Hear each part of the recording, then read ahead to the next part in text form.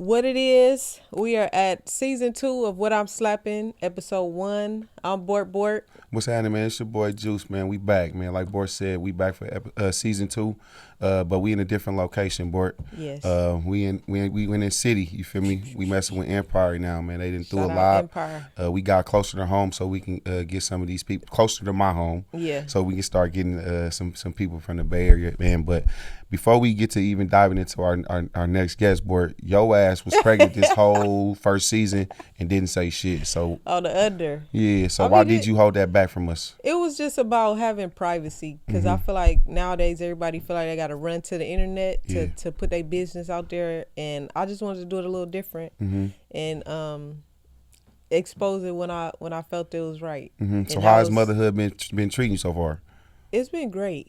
I don't sleep, but that's a part of it. But it feels amazing, and just to speak about pregnancy in general, like a woman to be able to create life and make a human inside of her is crazy. Even the thought of it, it still doesn't feel real to me, but I did it natural too. No meds. You heard? Hell yeah, man! But congratulations to you, Bort, man. You got a beautiful family that you just starting. Yes. And man, let's get our guest on here, man.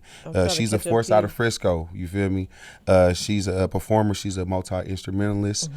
She's an educator at that, man. She's taking care of our babies. And she's known for blending a whole bunch of sounds, from her traditional culturally sounds, and a little bit of hyphy. You feel me? Let's bring her up, man. Let Doña. Yes. So nice to have you. So nice to have you. Appreciate you pulling up. No, thank you all for the invite. Yes. We're going to get right into this week's slaps. So give us your new joint, your throwback, and your underground that you've been slapping this week.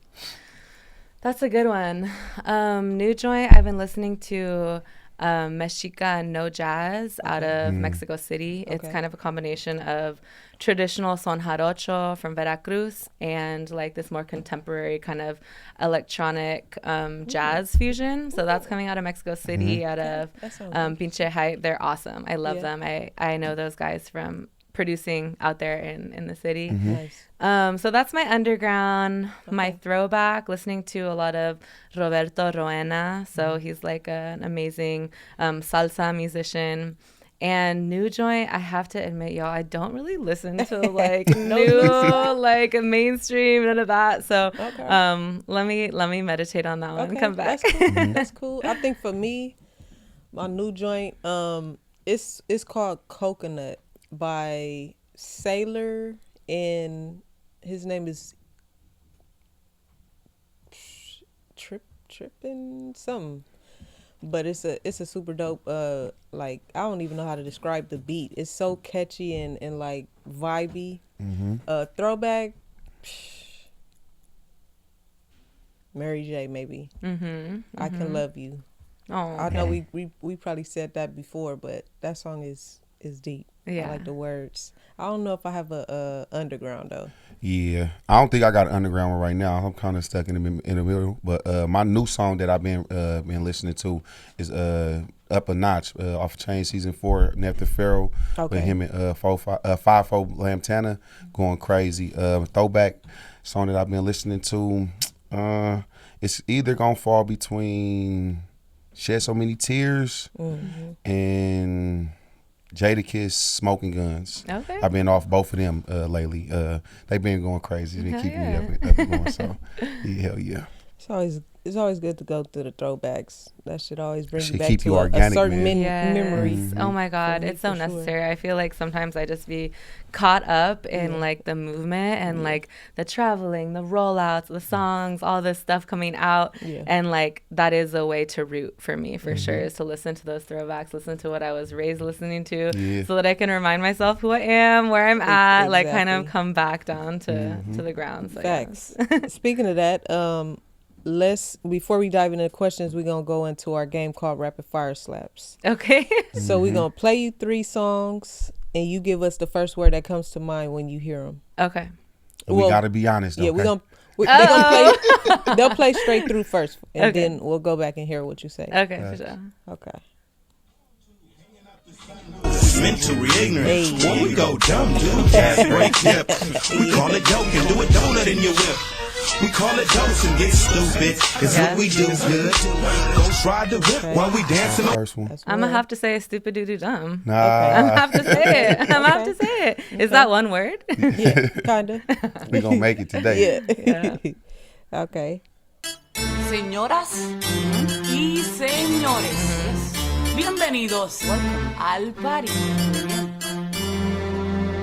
Agarren a su pareja con la cintura. That's the queen. Come on, that's the queen. Okay. I feel like just that old school reggaeton, like she paved the way for all of us. And just having that feminine perspective, like talking about we don't really need all this misogyny to rule reggaeton, to rule this entire genre, to rule an entire class of music coming out of Puerto Rico, Dominican Republic, Panama. I feel like her voice from the commencement of the genre just set it off. So that's my queen. Yes. That's a good one. Okay, the last song.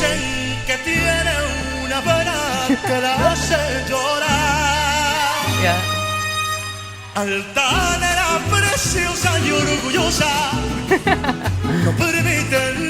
Okay, so for me, mariachi is a huge part of my upbringing. That's what I grew up playing and singing and all of that.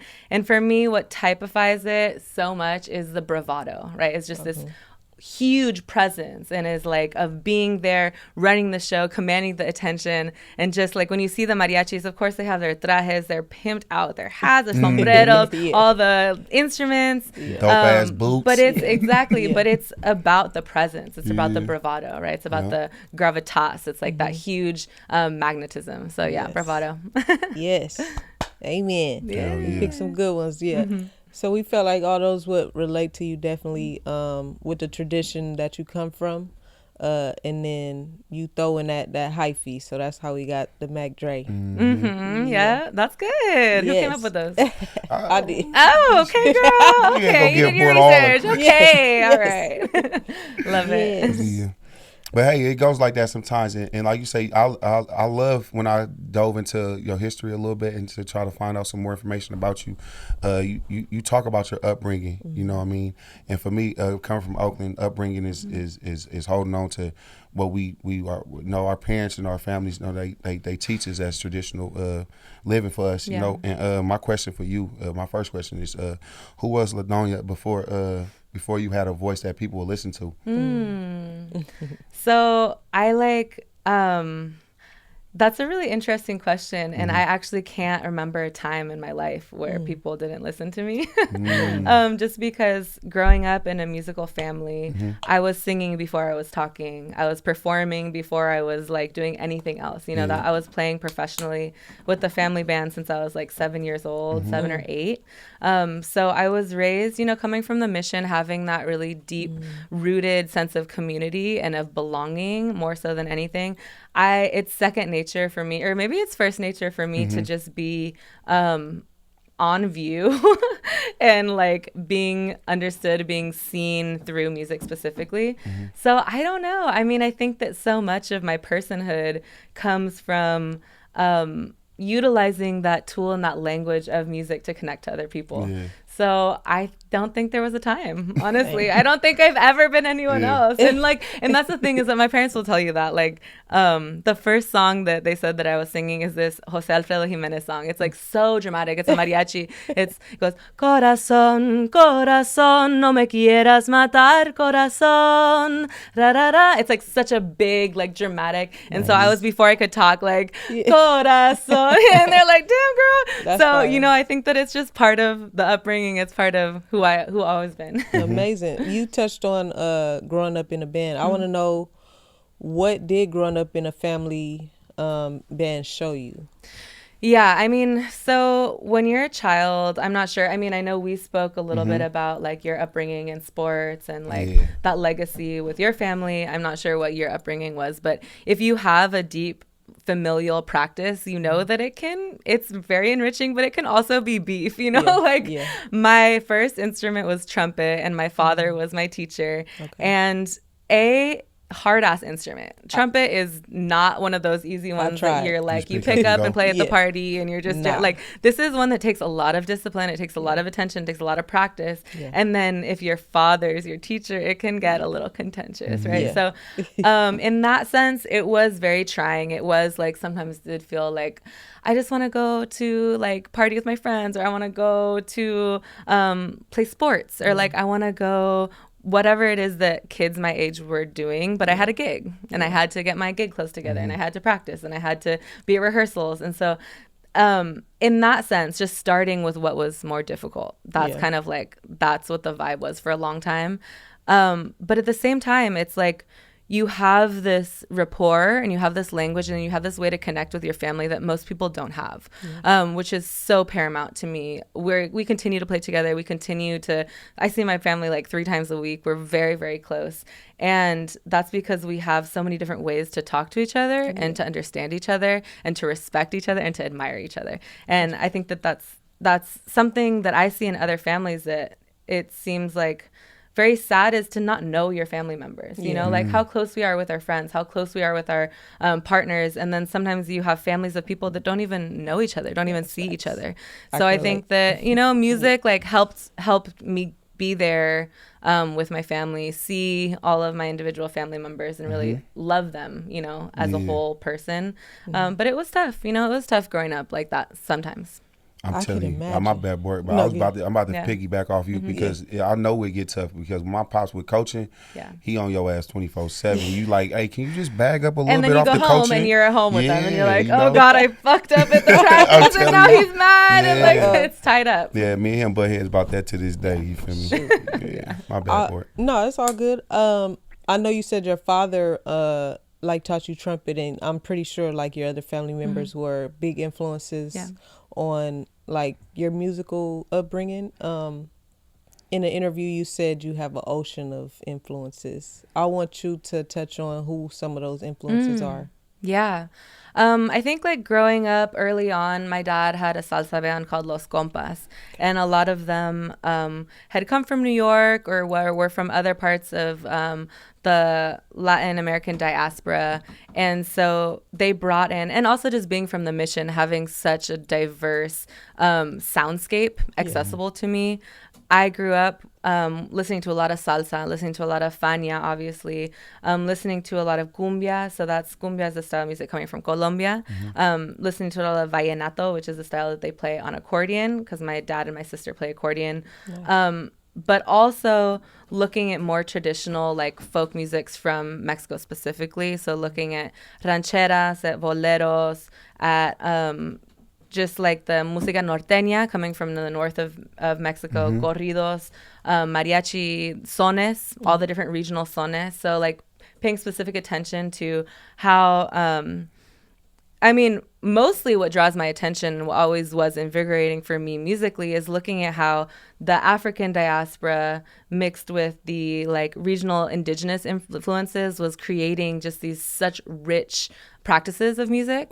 And then seeing about how that affected and influenced the people of the region and then became interpolated, how it changed and how it kind of melded. So all of the traditional stuff from Mexico, Colombia, Cuba, Dominican Republic, merengue, bachata, all of those musics, and then how they reside here in the Bay. So how they're being influenced by a lot of the other contemporary genres. But that's Latin music. And then in terms of just like coming up here, a lot of hip hop, a lot of hyphy, a lot of just that era of, because the Bay was instrumental in a lot of California hip hop and a lot of, I would say, domestically, like across the country.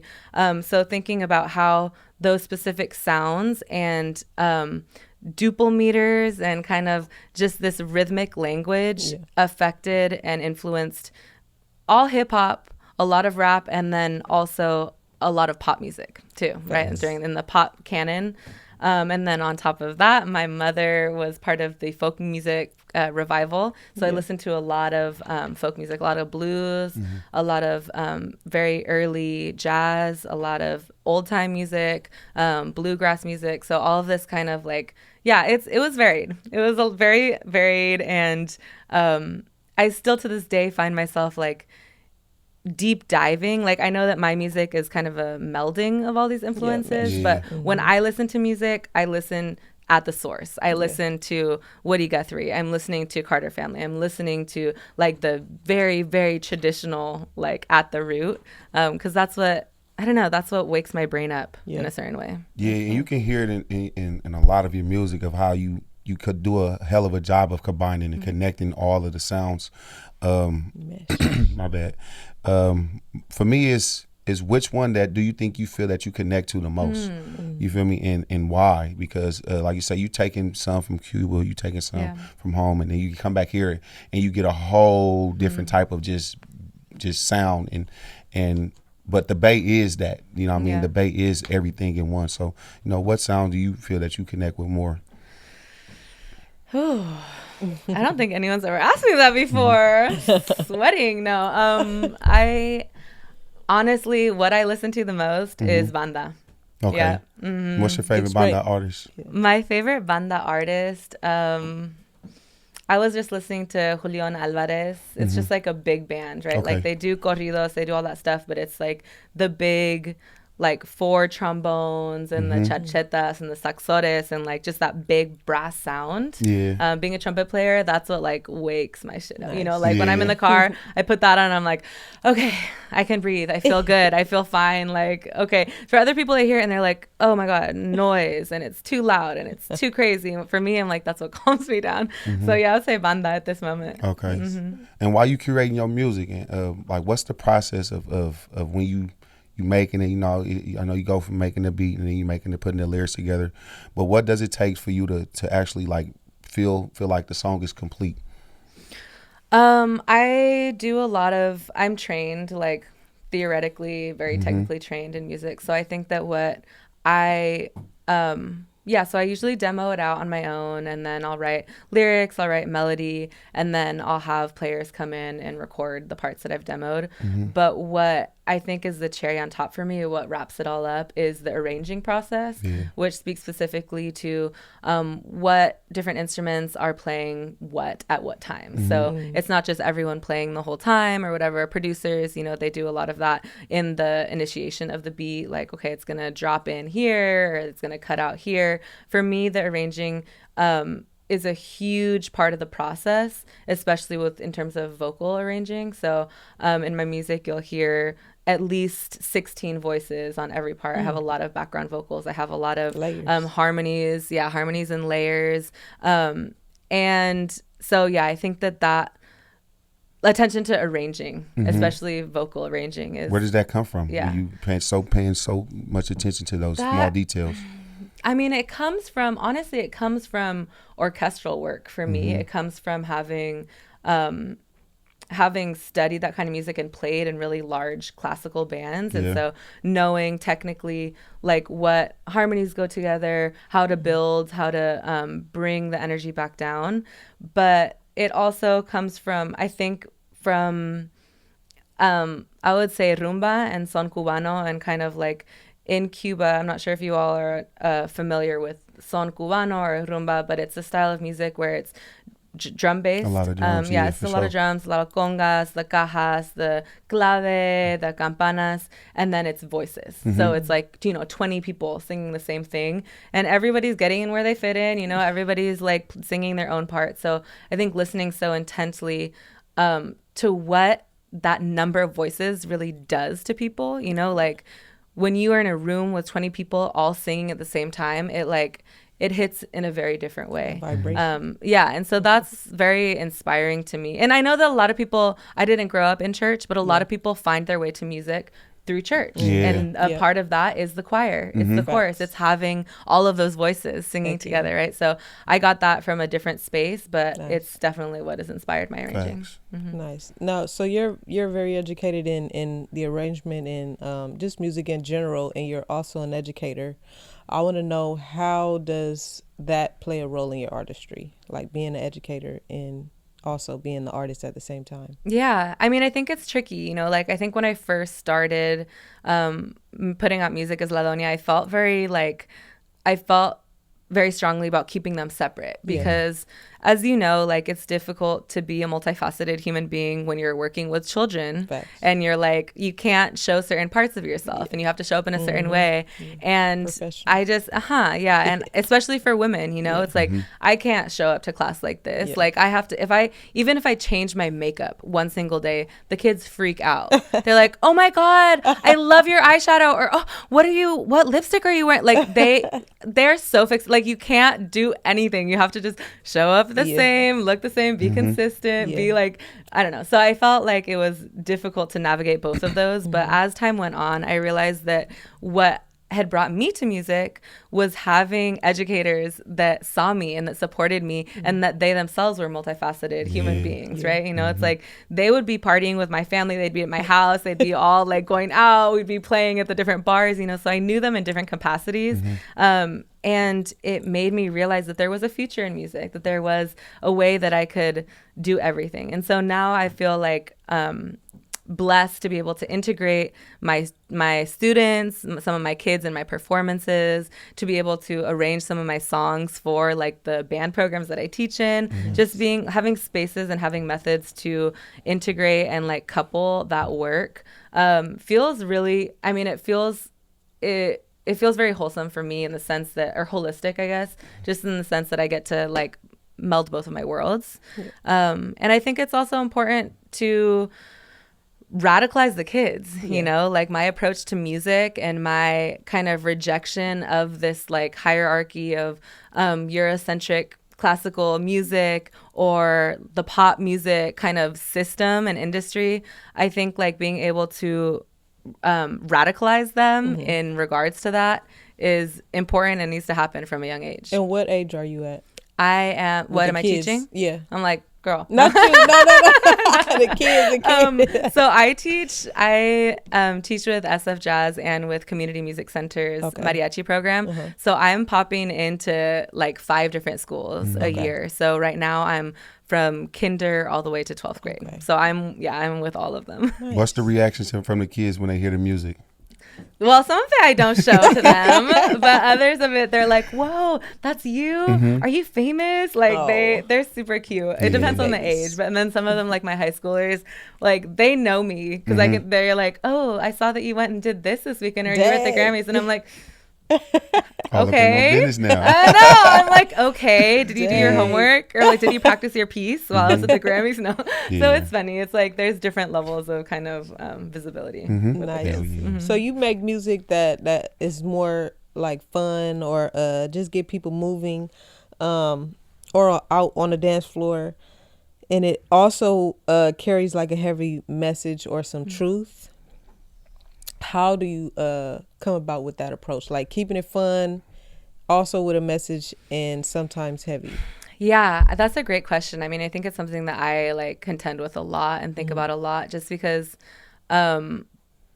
I think that there's this false dichotomy of like music is either socially significant or it's fun for the party. And I think that like my entire upbringing negates that, or like completely destroys that perception, because our fun was in social action and in political action. And we came together like to party around important issues and to party around revolution and to play music that had to do with expressing cultural pride and resisting imperialism, U.S. imperialism, and, you know, with these strong messages, but with joy. And, you know, sometimes that's not the phase that we're at in terms of the strategy, in terms of the movement, but my music is at that intersection.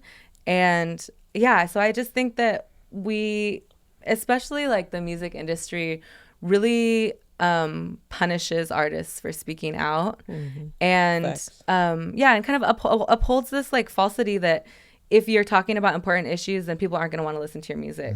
And I don't think that represents my demographic of people, or the people that listen to my music, or a lot of us, a lot of like young people or even older people. Like, I think that we want to be represented and we want to be shown our lives and realities through music. So I think it's just a little bit too extrapolated to have music that's just about sex, money, and whatever it is. You know, I don't think that's the reality for a lot of us. So I think it's just, again, about representing my whole reality. I respect that. Yeah. And let's just be honest. Our reality right now with the type of music that you make, it get people up on the dance floor, get you moving. What do you think is harder to do? Either get them dancing and get them up, or get them to actually listening to the message? That's an interesting question. I think that I see like dance music and like danceable music as the vehicle for the message. Okay. So I think that the first thing, or at least the way I approach it, is get them listening, get them dancing, get them enjoying. And then the more you listen, you're not going to be able to escape the message. You know, it's like anything that we listen to. It's like that's going to get in there. And so, yeah, I think it's come for the sound, come for the movement, come for the fun, the vibes, and then stay for the message. Yes, man. Yeah, facts. That's good.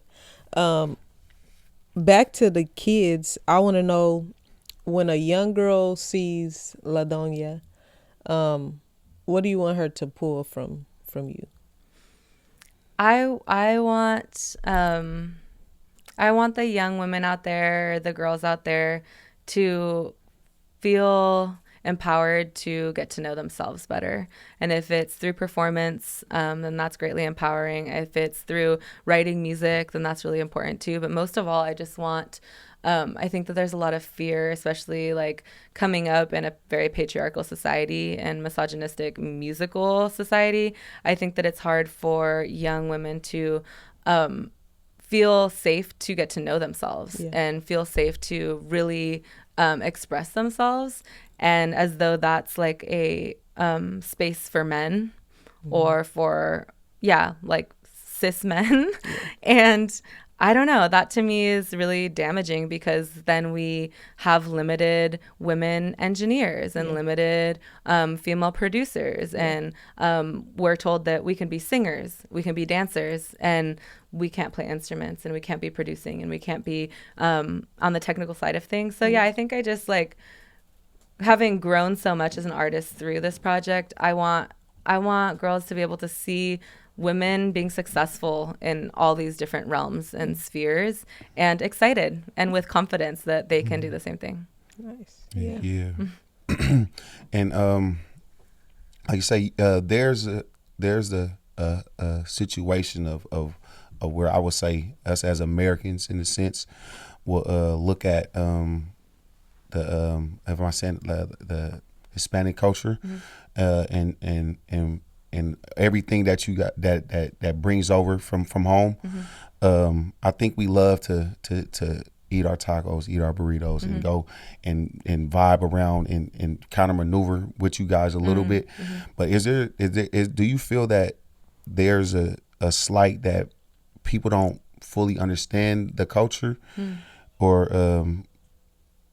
or just like the love that we show for it isn't it's just the love that we see, but don't really truly respect the essence of what it stands for. You feel me? And what understand the fight and struggle. Yeah, what I hear you saying is, if I didn't say it right, No. What I'm hearing is like kind of this uneven engagement type with thing. Latino culture. So like wanting to engage with certain aspects and then not really like appreciating or uplifting others. Yes, ma'am. And I think that that's just part of capitalism. I think that that's just part of the system. And I think that happens with all cultures, right? This kind of like essentializing or distilling of culture to cherry pick what's going to make sense and what you like, and then reject the rest of it or denigrate the rest of it. But I guess like a way I see around that, or a way that I see to counteract that, is by alliance building, right? Instead of it being like, you don't get us, and so you don't get tacos. No, it's like, bro, no, definitely not. Like, we need to understand our shared histories and our shared struggles, and in that way, see how our peoples have been connected across borders and across colonial histories for millennia, right? So, I appreciate the question, because I, obviously yearn for more visibility and more appreciation of especially regional cultures, because it's like Latino or Hispanic is such a tricky term, because it really kind of like amalgamates so many different regional cultures. So I guess I just wish for more visibility of certain tribes and groups of people, and interest there. But I would never say like, no, you can't have burritos because you don't speak Spanish, or because like you don't know about Mexico. So yeah, my bad for like saying it, putting it together like that. But you totally put it out and made it make sense, because it's what's been going on for years, man. They like to take the stuff that we produce, and then they, like you said, cherry pick off the shit that they don't want in it. You feel me? And they produce it to be a product that's theirs, and then they kind of like tell you, they box you in to say, is this is what we taking? You feel me? Well, and I think that's like a huge issue with the music industry at large, is that like there's only a couple ways to be a Chicana artist or to be a Mexican artist, and it's like you're either doing reggaeton, you're over sexualized, you're whitewashed, and you're only doing pop or reggaeton, or you are kind of like forced into this box of like regional Mexican banda, whatever that is, or you're Selena. So everybody in my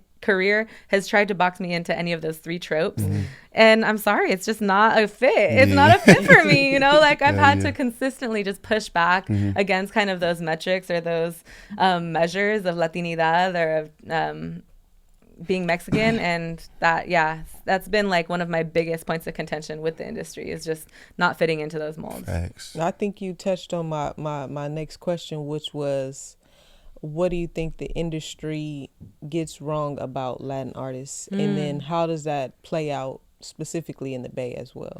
Yeah, well, I think that it's like in the Bay. Okay. Well, I think that the Bay is like a little bit different because we have a little bit of distance from LA, right? So like, I'm not shitting on LA. I love LA. Some of my favorite folks are from out there.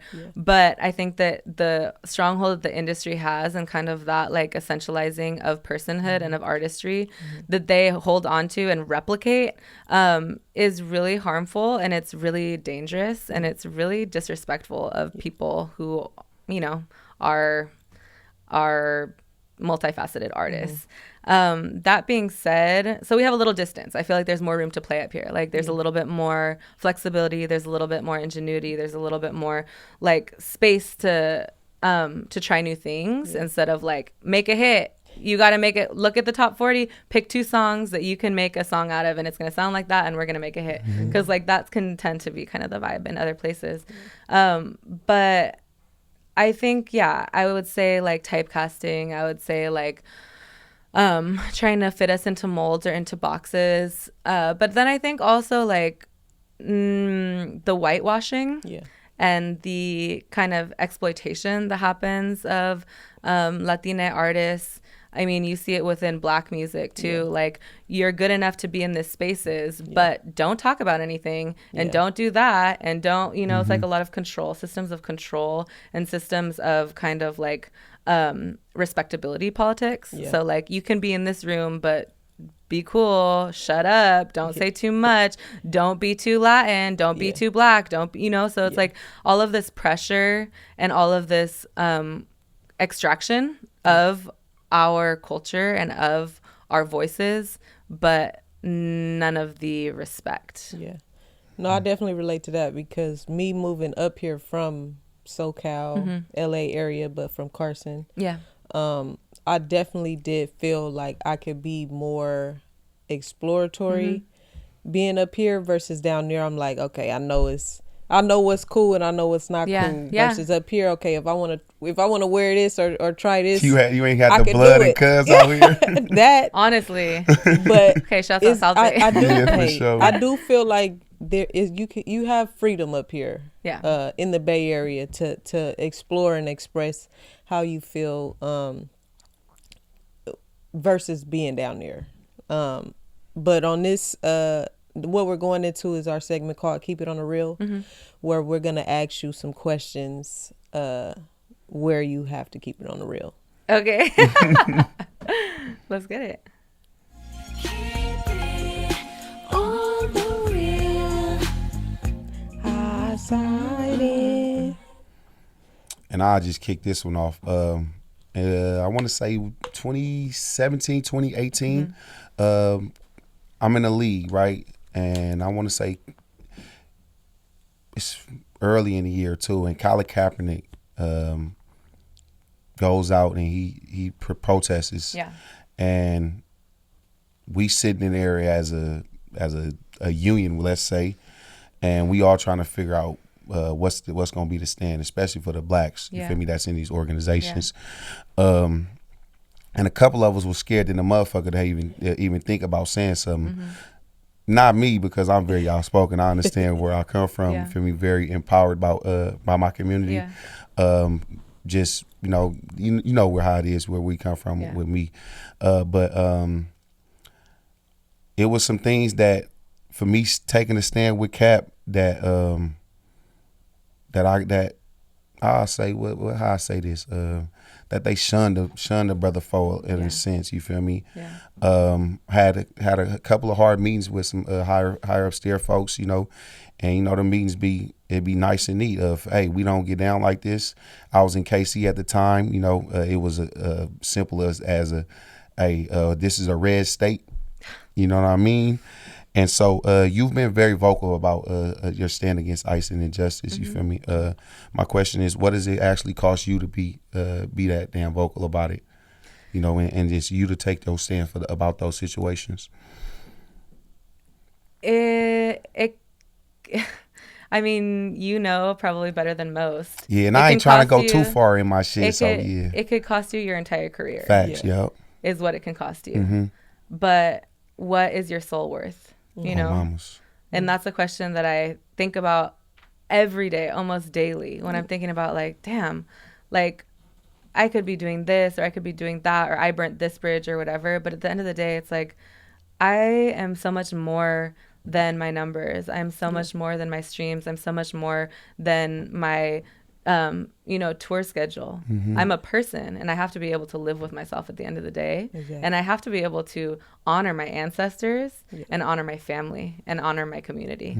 And so I think that there's huge costs on both sides.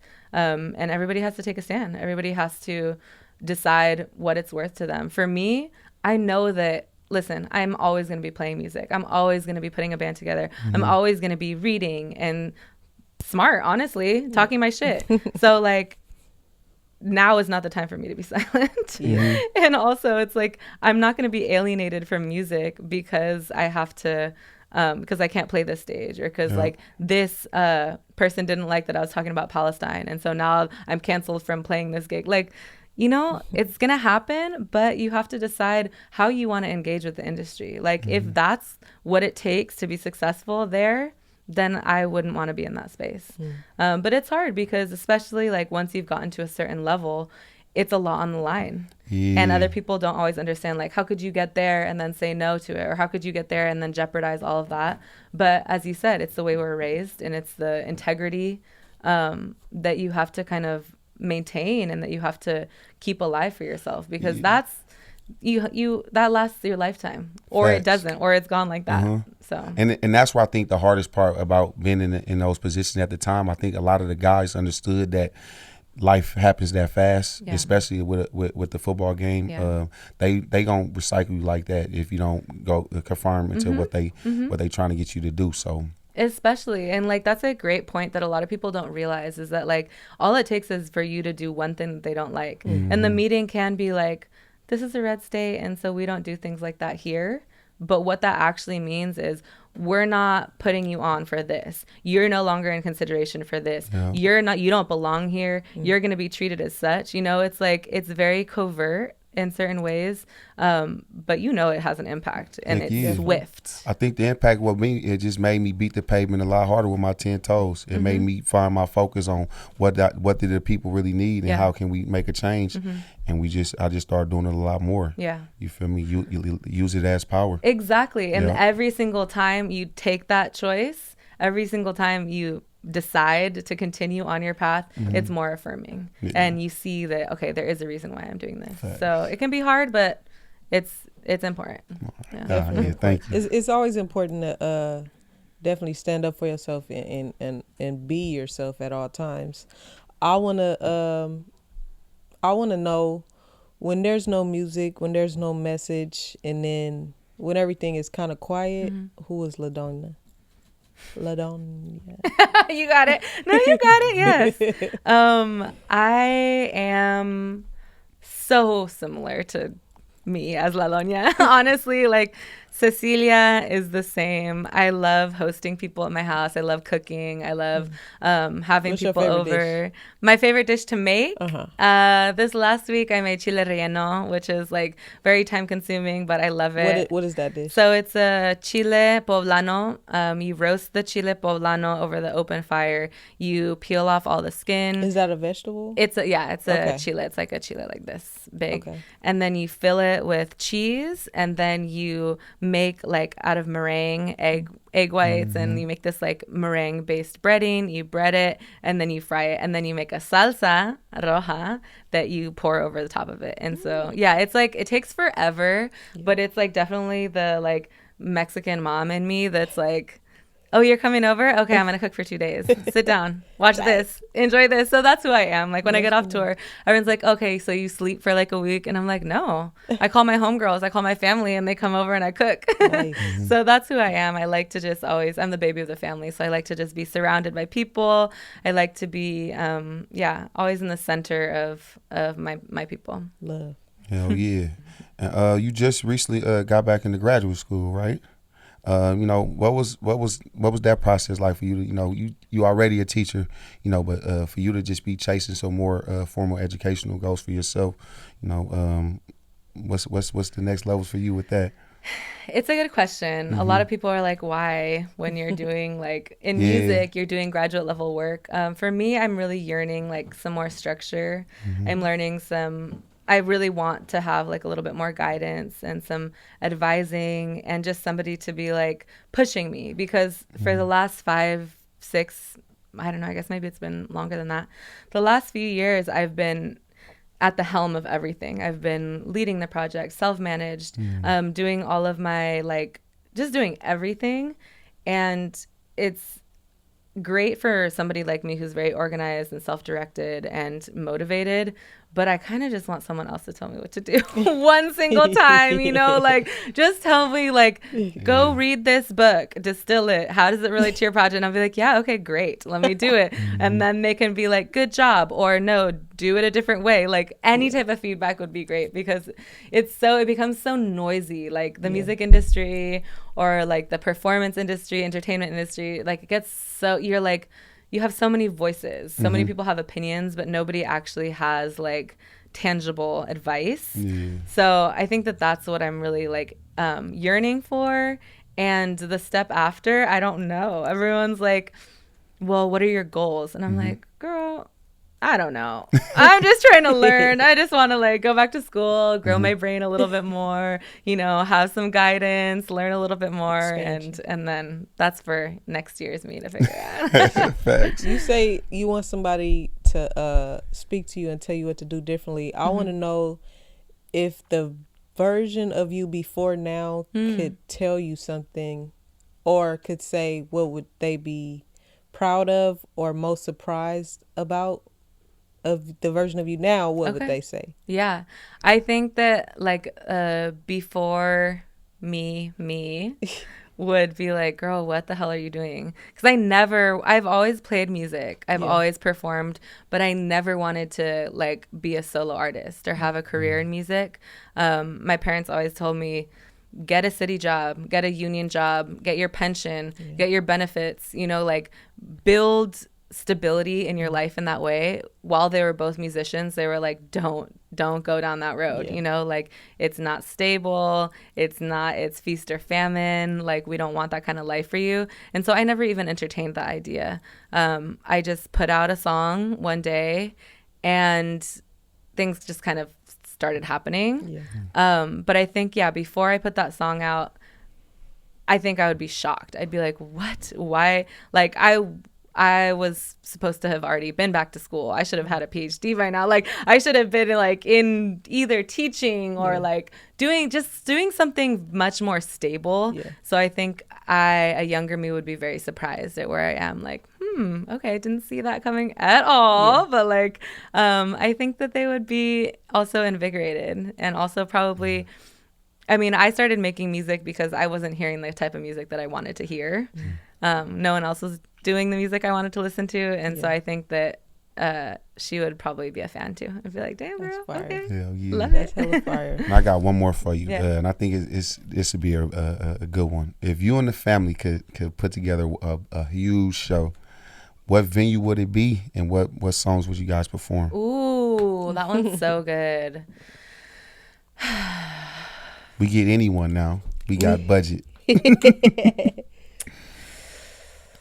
That's so good. I think that and I've talked to my agents about this, and it is very far-fetched just because the visas situation is really difficult right now. Yeah. But I would try and bring in every group that I've ever collaborated with and every artist that I've ever collaborated with. Just because that would be so epic. That would be so fun and so epic. And to be able to put it together all in one show. Where we I don't know. Put this show at though? Where's the show gonna be? Yeah. I don't know. Maybe Greek theater would be fun. I remember growing up going to that venue and just being like, damn, this is big as hell, you know, whoa. Greek theater, but in the worlds. Okay. Really, really, really real. I would do it at Teotihuacan at the pyramids in Mexico City. If that was possible and I could put on a huge show, how epic would it be to do it at the pyramids? Yeah, that bro. That would be so great. Yeah. But that's that's the dream. That's it though. You gotta keep dreaming and manifesting. And you have an album that you're about to release, right? Can we talk about that? Yeah. Okay. The album Corrientes comes out on April 29th. We've been in rollout. I've been doing a couple singles so far. But yeah, so this album I recorded over the last 2 years. And I traveled all over Latin America, collaborating with different groups and different people, different producers. And yeah, it's just the culmination of a lot of travel, a lot of work, and a lot of deep listening, and studying too. A lot of genres that I've always known about and loved and played, but looking a little bit deeper and to their roots. And just a lot of investigative work there. But I love the album. It's my favorite yet, and I feel very proud of it. I can't wait for people to hear it. And it's coming out when? April 29th. April 29th. Yeah. Y'all go catch that. Yes, sir. So we want to thank you so much for sitting with us and educating us and our audience about Latin culture and the music that you create. And it's very, I want to say it is such a unique twist on things that we listen to versus, it's a twist on what we normally talk about and what our audience typically listens to. So it's great to introduce them to something new. Well, thank you for having me. Yes, it's an honor. It was so great to talk to both of you. We want to make sure they tap into all of our socials. So we're going to have it plugged below. Make sure you guys follow. And before we let you go, we do want you to perform a song. I would love to share a song. I'm going to sing Que Pena Me Da, which is a song. It's a son jarocho, so it's coming from Veracruz, Mexico. And it's kind of a mix between the very traditional approach and more electronic production. So it's kind of in that sweet spot of traditional but contemporary. And yeah, I'm going to sing it for y'all. Okay. Yes, ma'am. Thank you. Appreciate you so But much. I'm slapping.